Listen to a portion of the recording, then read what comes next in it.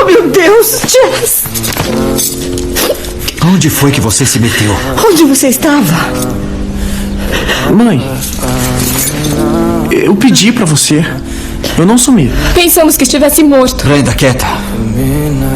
Morto? O que tá acontecendo? A sua amiga Leslie morreu. Ela se afogou num riacho esta manhã. Parece que estava balançando numa corda e a corda partiu. Acham que bateu a cabeça.